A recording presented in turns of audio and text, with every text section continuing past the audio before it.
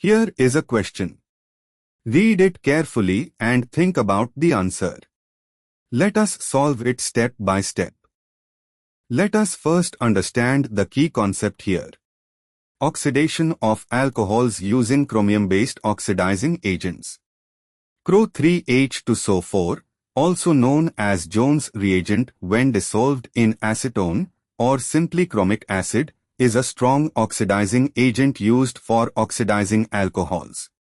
Step 1. Identify the substrate.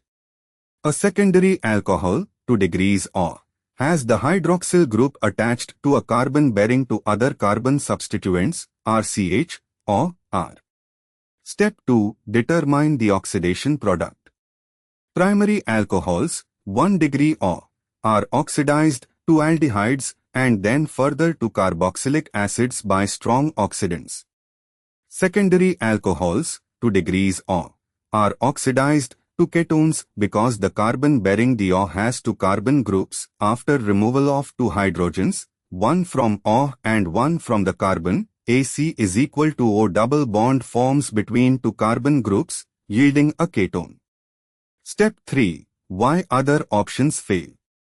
A. Aldehyde, formed from oxidation of primary alcohols, not secondary. B. Carboxylic acid, formed from further oxidation of primary alcohols or aldehydes. Secondary alcohols cannot be oxidized to carboxylic acids under normal conditions without C-to-C bond cleavage. C. Ester. Esters are not formed by direct oxidation of alcohols with Cro3H2SO4.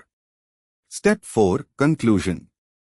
The oxidation of a secondary alcohol with Cro3H2SO4 yields a ketone. Therefore, the correct answer is D. Therefore, the correct answer is option D.